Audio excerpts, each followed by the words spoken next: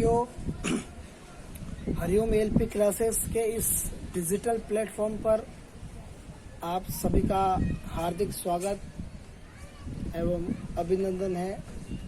देखिए, आगे की कड़ी में अपन बातचीत करते हैं साइबर सुरक्षा के ही दूसरे टॉपिक सुरक्षा थ्रेट के बारे में।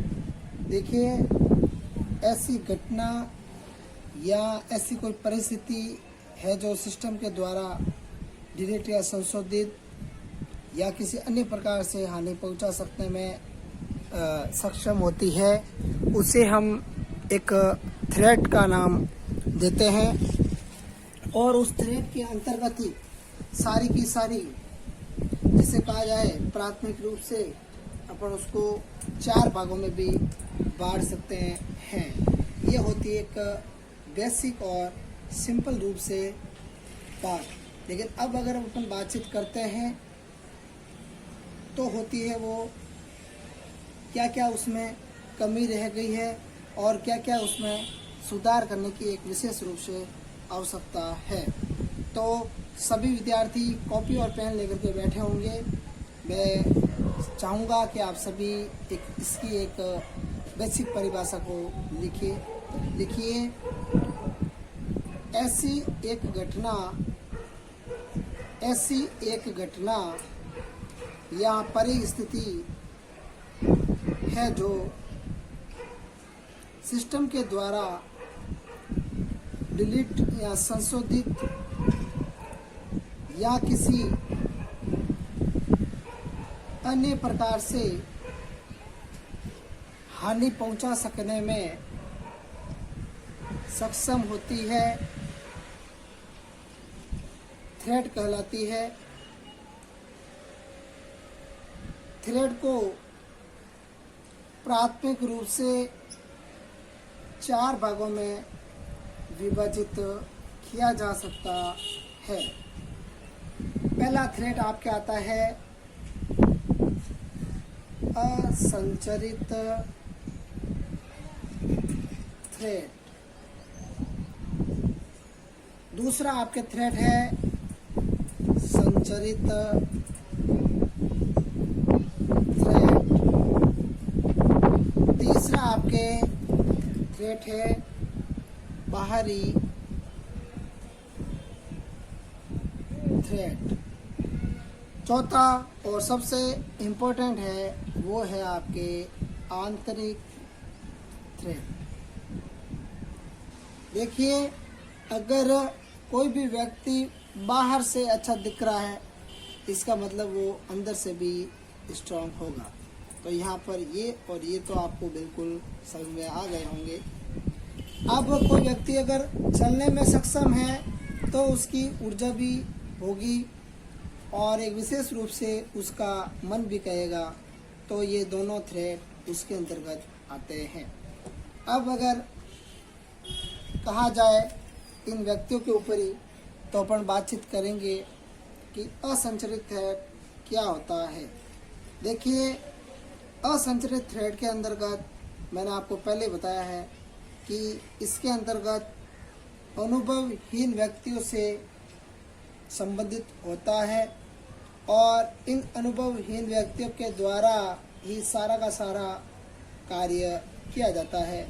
जैसा कि आपको बताना चाहूँगा, जिसके अंतर्गत मुख्य रूप से टूल्स एंड इक्विपमेंट्स का प्रयोग अपन करते आ रहे हैं और करते हैं, जिसके अंतर्गत कि उसका जो सेल स्क्रिप्ट करना और मुख्य रूप से बात है अपने इसके अंतर्गत, इसके रूप के अंतर्गत पासवर्ड को क्रैक करना। असंरचित थ्रेट सिस्टम के परीक्षण के इरादों से भी हैकर द्वारा क्रियान्वित हो सकते हैं तथा हैकर की कौशलता को चुनौती देना कंपनी को गंभीर नुकसान की पूर्ति करवा सकता है। कैसे? क्योंकि आपको मैंने पहले भी बताया था, इससे पहले वाले टॉपिक के अंतर्गत कंपनी हमेशा क्या करती है, एक विशेष प्रकार के प्रोग्राम को सेटअप करवाती है, जिसके कारण उसके अंतर्गत कंपनी का पूर्ण रूप से जो भी कार्य कर रहे हैं उनका बायोडाटा रहता है, और साथ ही साथ कंपनी की बहुत ज़रूरी जानकारी रहती है। और कंपनी हमेशा क्या करती है, ऐसे में उन सब के अंतर्गत एक विशेष प्रकार का मैनेजर यानी कि मैनेजमेंट सिस्टम होता है।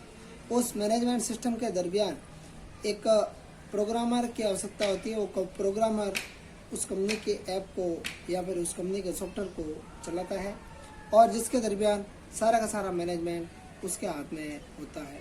और ऐसा नहीं करने पर कंपनी का सारा डाटा हैक हो जाता है, और जिसके कारण उसे आगे गंभीर नुकसान होता है।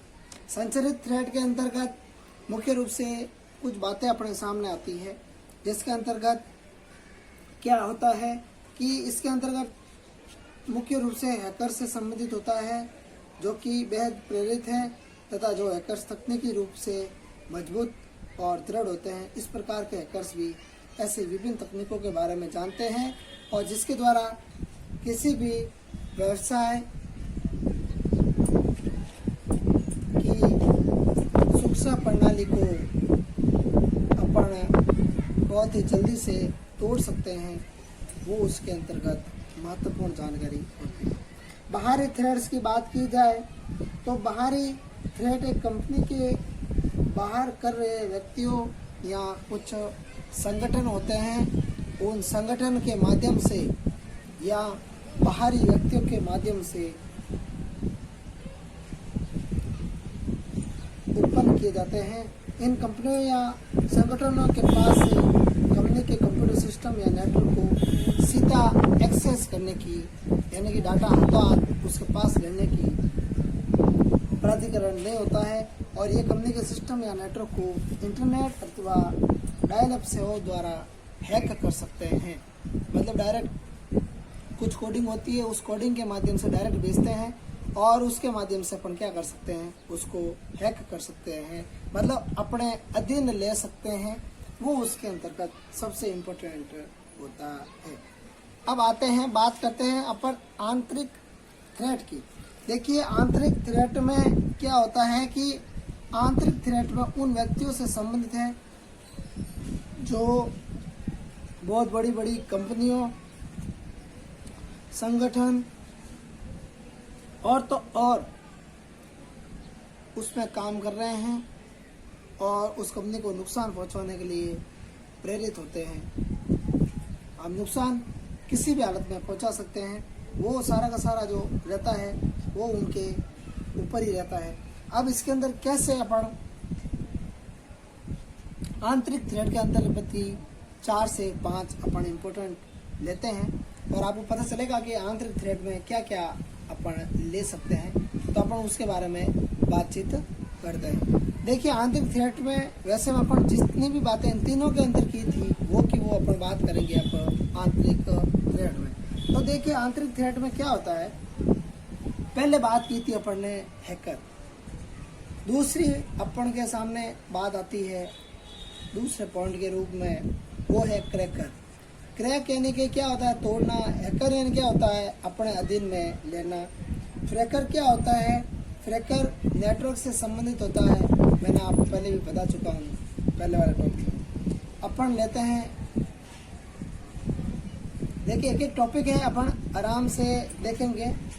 ये है अपन को कुछ समझ में आना चाहिए, तभी अपना कार्य सिद्ध होगा, इसके अलावा अपना काम सक्सेस नहीं होगा।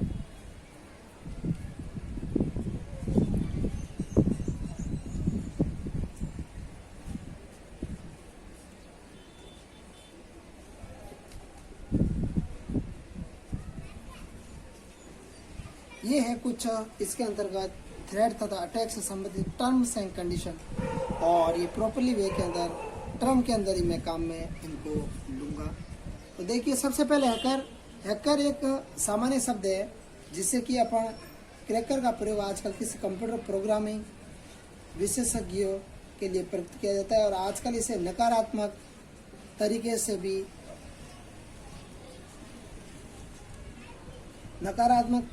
उस व्यक्ति का वर्णन करने के लिए प्रयुक्त किया जाता है जो कि दुर्भावनापूर्ण इरादे के साथ नेटवर्क संसाधनों का अनागरिक रूप से एक्सेस प्राप्त करना चाहता है। मतलब वो परमिशन चाहता है कि मैं आपका डाटा को चुरा सकूं, लेकिन ऐसा नहीं होता है। क्रैकर आमतौर पर व्यक्ति के लिए एक प्रयुक्त किया जाने वाला और दुर्भावनापूर्ण इरादे के साथ नेटवर्क संसाधनों का अनधिकृत रूप से एक्सेस प्राप्त करना चाहता है।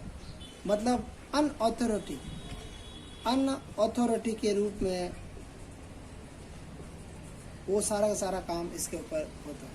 फ्रैकर, देखिए फ्रैकर उस व्यक्ति से संबंधित है जो व्यक्ति या सिस्टम के फोन नेटवर्क को कार्य करने के लिए मैनिपुलेट करता है, जो सामान्य रूप से स्वीकार्य नहीं होता है, वो इसके ऊपर काम करता है, जिसके अंतर्गत पे फोन के माध्यम से फोन नेटवर्क को तोड़ना और इससे लंबी दूरियां है जो जिससे कि मुफ्त में अंदर अपन कॉल के ऊपर बातचीत करते। केवल मैं आपको ये समझाने के तरीके से बता रहा हूँ। अगर आपको ज़्यादा पढ़ना है या ज़्यादा इसके बारे में जानकारी लेनी तो आपको खुद को ही इसके अंतर्गत सर्च करना पड़ेगा।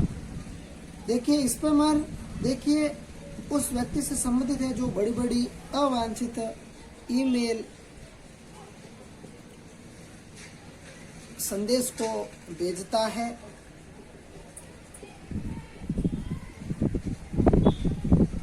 और अक्सर वायरस का उपयोग करके घर में कंप्यूटर को नियंत्रित करता है।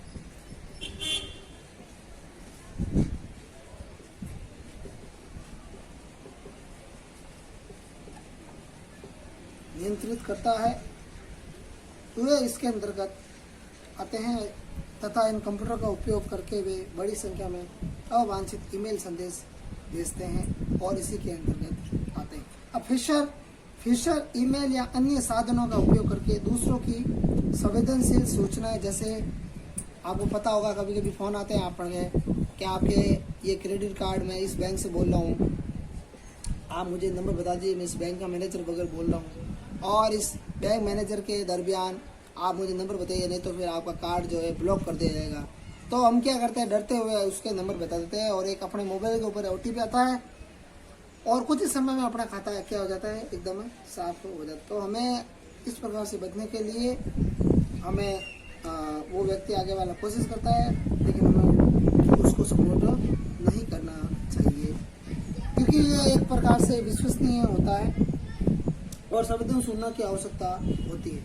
देखिए व्हाइट हेड में मुख्य रूप से क्या होता है, व्हाइट हेड शब्द का प्रयोग उन व्यक्तियों के लिए किया जाता है जो सिस्टम या नेटवर्क में संभावित नेटवर्क में या सिस्टम में संभावित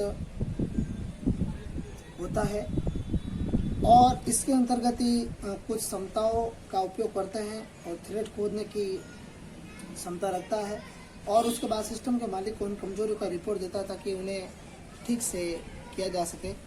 और एक हैकर होता है, वो क्या करता है, इन सारी की सारी सूचनाओं को अपने पास ले लेता है और जब चाहे वो डाटा को क्या करता है, लीक करने की कोशिश करता है, जिसके दरमियान ये सारी की सारी समस्याएं आपके सामने आती है। ब्लैक हैट के अंतर्गत ब्लैक हैट शब्द का प्रयोग उन व्यक्तियों के लिए किया जाता है जो सिस्टम या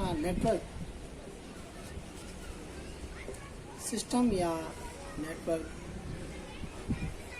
को ब्रेक करने के लिए स्वयं की कंप्यूटर के बारे में जानकारी का उपयोग करते हैं तथा उन सिस्टम या नेटवर्क को एक्सेस कर लेते हैं। उनके पास अधिकृत एक्सेस मतलब अथॉरिटी नहीं होती है कि आप वो डाटा अपने पास रख कर लो। ये सारा का सारा इसमें सिस्टम होता है और इन सारे के सारे सिस्टम के बीच में अगर आपको और जानकारी लेनी है तो आप निश्चित रूप से और अध्ययन करते रहिए, जिससे कि आपको पता चलेगा कि वास्तव में जो भी पढ़ाया जा रहा है वो एकदम सही और बेसिक रूप से पढ़ाया जा रहा है। धन्यवाद।